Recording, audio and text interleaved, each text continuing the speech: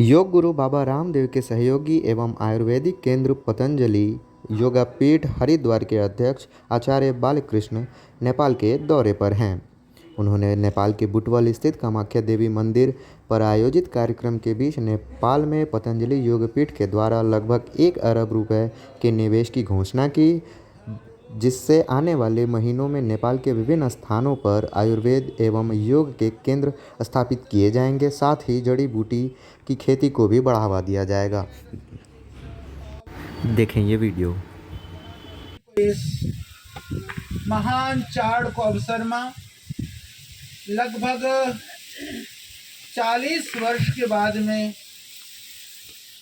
40 वर्ष पछी मैं इस पावन इस पवित्र भूमि नेपाल में हूँ और हमें बड़ी प्रसन्नता है क्योंकि अब यहाँ पर हमारे भारत से बहुत सारे मीडिया के भाई आए हैं, इसलिए मैं कुछ हिंदी में कुछ थोड़ा सा नेपाली में बोलूँगा। तो आप सबको इस पावन पर्व की शुभकामनाएं प्रदान करते हुए हमें बड़ी प्रसन्नता है। और इस बार विशेष इसलिए भी रहा कि हमारे साथ में शताधिक पूज्य साध्वी गण, पूज्य सन्यासी गण हमारे साथ में हैं, क्योंकि यहाँ तो मिनी हरिद्वार क्या पूरा जो हरिद्वार ही साथ में आया है ऐसा लगता है, क्योंकि यहाँ पर इतने पूज्य संतों को शायद कभी इकट्ठे दर्शन आपने कभी किया हो। और यह पवित्र स्थान माँ कामाख्या का यह मंदिर मैं देख रहा था, ये कामाख्या मंदिर गुवाहाटी में आसाम में है, उसकी प्रतिकृति के रूप में यहाँ पर। और ये लुम्बिनी केबल वाले हमारे भाई बंधु और हमारे IME वाले सब लोग, तो ये सभी लोग एक भाव के साथ में, सबके हृदय में एक भाव है, एक उल्लास है, एक श्रद्धा है, एक विश्वास है। उस विश्वास के बलबूते पर आपने हमें यहाँ पर बुलाया, आपने जो प्रेम दिया, जो प्रेम किया, क्योंकि पिछले 4 दिन से हम यहाँ पर हैं। हमारे मीडिया के भाई भी हमें पूछ रहे थे, क्योंकि जब भारत में त्यौहार और पर्व होता है तो बाजार में भीड़ होती है, और यहाँ पर्व होता है तो मार्केट खाली होता है। भारत के और नेपाल के पर्व में यह फर्क है, लोग खरीदारी करने के लिए वहाँ बाजार में भीड़ होती है, यहाँ सब घर में जो है उत्सव मना रहे होते हैं। तो भीड़ के पार तो हम जिंदगी भर हैं, कभी अपनों के साथ रहें, ये एक बहुत अच्छा उदाहरण है कि अपनों के साथ रहने के लिए कि कोई कहीं पर भी हो, कहीं भी रहता हो, पर वो अपनों के पास पहुंच जाता है। इस बड़ा दशई के अवसर पर ये सनातन संस्कृति के लिए, वैदिक परंपरा के लिए। दूसरी बात, हम माँ दुर्गा से शक्ति प्राप्ति के लिए नवरात्र सबने किया। इस विषय में भी मैं थोड़ा सा निवेदन करना चाहता हूँ। भारत में तो हम सब नवरात्र की पूजा उपासना करते हैं, माँ दुर्गा की पूजा करते हैं, सब उपवास के लिए भूखे रह करके साधना करते हैं। यहाँ पर सारे जितने भी बकरे बेचारे, उनकी सामत जो है नवरात्रों में आ जाती है।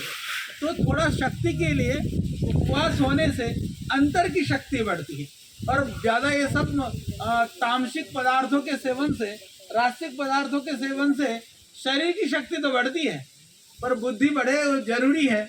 इसीलिए पहले शरीर की शक्ति की ज़्यादा आवश्यकता थी, क्योंकि साधन कम थे, अब साधन बहुत हैं, तो साधन को बढ़ाने के लिए बुद्धि शक्ति की आवश्यकता है। तो इसीलिए नवरात्र के पावन पर्वों में अब उपवास के द्वारा भी यदि किया जाए, इधर हमारे बैठे हैं हमारे DIG साहब, मौला काली मंदिर में भी बहुत बलि प्रथा होती थी। अब हम लोगों ने पतंजलि के सद प्रयास से पूरी तरह से बलि प्रथा वहाँ पर बंद की गई। यानी कि समय के अनुसार पूजा उपासना और साधना को भी हमें समझना होगा।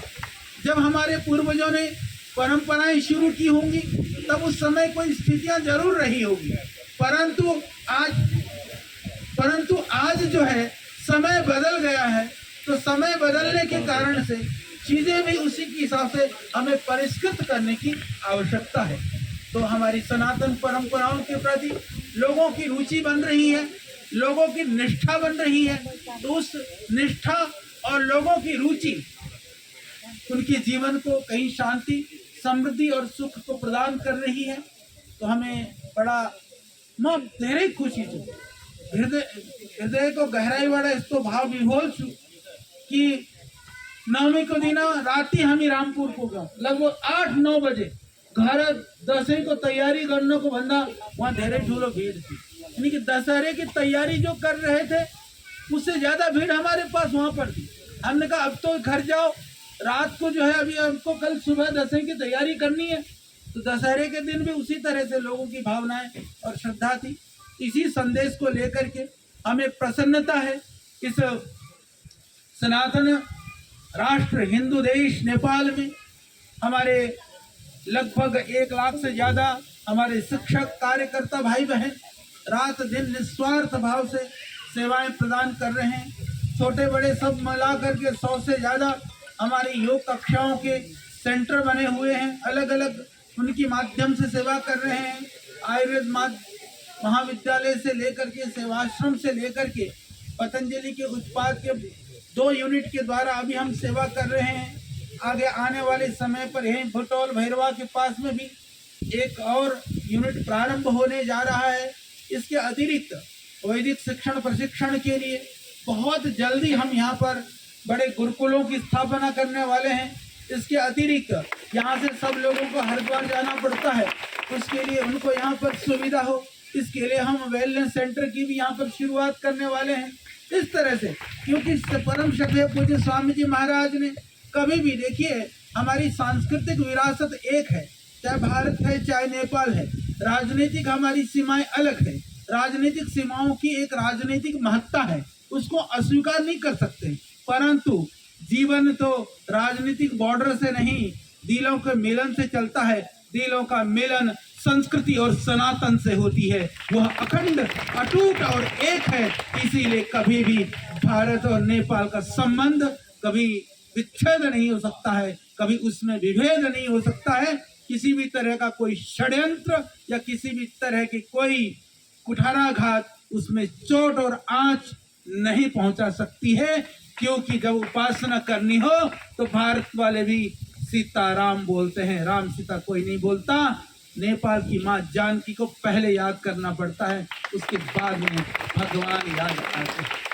और दुनिया में कहीं भी जाते हैं, भारत से भी जाएंगे तो यही कहना पड़ता है कि कहाँ से आए, हम बुद्ध के देश से आए। यह बुद्ध का क्षेत्र, यह पशुपतिनाथ का क्षेत्र, यह मुक्तिनाथ का क्षेत्र, यह माता जानकी का क्षेत्र, यह महर्षि वाल्मीकि का क्षेत्र। भैंसा लोटन का जो क्षेत्र है वो महर्षि वाल्मीकि को एरिया हो। शायद नेपाली और पनि कतिलाई थाहा छ, मलाई थाहा छैन। यो जान्नु कि ये महर्षि वाल्मीकि ना होते तो भगवान राम के चरित्र को वाल्मीकि रामायण के रूप में दुनिया में कौन पहुंचाता, तो ये दुनिया में पहुंचाने वाले वाल्मीकि भी यहीं के। इसीलिए यह साझा संस्कृति है, ये समवेत जुड़ी हुई संस्कृति है, ये हमारी परंपरा है, ये अखंड और अक्षुण्ण है, तो सदा बना रहेगा। और सच में हमारे सन्यासी, हमारे साथियों ने जो आनंद लिया, इन्हें यहाँ पर छुट्टी के लिए एक तरह से आए थे अवकाश में। मुझे लगता है कि भारत में कहीं पर घूमने में जाते इतनी भावना से, इतने प्यार से जो नेपाल के भाई बहनों ने स्वागत किया है, जो सत्कार दिया है, सम्मान दिया है, वो अद्भुत है, वो अविस्मरणीय है। तो मलाई तो सबै एउटै छ, मेरो लागि यो हावा पानी भारत को हो नेपाल को हो सबै जो त्यसलाई म भिन्न गर्न सक्दिन। शक्ति र ऊर्जा मेरे लिए दोनों तरफ से है, तो 2 शक्तियां मेरे पास काम करती हैं। मैं उधर से भी शक्ति प्राप्त करता हूँ, इधर से भी करता हूँ। इसीलिए श्रद्धेय स्वामी जी के इस मिशन को आगे बढ़ाने का सामर्थ्य भगवान ने हमको दे करके भेजा है। मुझे ऐसा ही लगता है कि हिमालय की ठंडी हवाएं हों या उच्छल तरंग के साथ बहने वाली हमारे समुद्र की लहरें हों, वो सब जगह से हमें ऊर्जा मिलती है। इसीलिए हम इस सेवा के कार्य को आगे बढ़ा पा रहे हैं। तो पुनः इस मंदिर के पवित्र प्रांगण में माँ कामाख्या सबके जीवन में सब सुखद जीवन को सुखद बनाते हुए आपकी जीवन की प्रतिकूलताएं, कष्ट, विघ्न और दुख का हरण करते हुए जीवन में सब जितना भी शुभ है, मंगल है, कल्याण है, वह सब आपको प्राप्त कराएं। सुबह सुबह हमारे समिति के भाई बहनें यहाँ पर हैं, हमारे संस्थानों से जुड़े सभी वरिष्ठ जन यहाँ पर हैं और सब लोगों को हमारी बहुत शुभकामनाएं। यूं ही आप प्यार देते रहना, हम तो आपके लिए मरने जीने के लिए तैयार हैं। फिर आते रहेंगे, फिर करते रहेंगे। जब तक हम हैं, जब तक यह पतंजलि की फौज और टीम है, अपने सनातन को सनातन का साम तो होने नहीं देंगे, क्योंकि अब संस्कृति का वैभव काल है, उत्थान काल है, सनातन के उद्भव और अब सनातन के वैभव का समय है। आइए हम सब मिल करके जो नया इतिहास बन रहा है, अपने अपने हिस्से का सब अपना योगदान दें। कभी कहीं ऐसा ना हो जाए समय निकल जाए और हम सोचते रह जाएं और आगे आने वाली पीढ़ियां आपको ये कहे कि इतिहास तो बन रहा था, उस समय पर मेरे माता पिता, मेरे पारिवारिक जन जो है उनकी भूमिका वो उदासीनता की थी, अग्रणी नहीं थी। ऐसी कोई बात ना हो पाए, इसके लिए सब मिल करके, सब एक होकर के, वेद भगवान स्वयं कहते हैं समगच्छध्वम संवदध्वम संभो मनांसी जानताम। तो हम सब एक होकर के, नेक होकर के, दिल मन और भाव से हम सब आगे बढ़े। पुनः ये सब प्रातः काल 6 बजे के लिए कह दिया, 6 बजे ही आप सब तैयार होकर के नेपाल को एतरो ठुलो पर्व पछि पनि आज यहाँ पर सब आए। और आप सबको पुनः मैं हार्दिक अभिनंदन करते हुए सबका धन्यवाद करता हूँ, सबको प्रणाम करता हूँ। नमस्कार, धन्यवाद, ओम।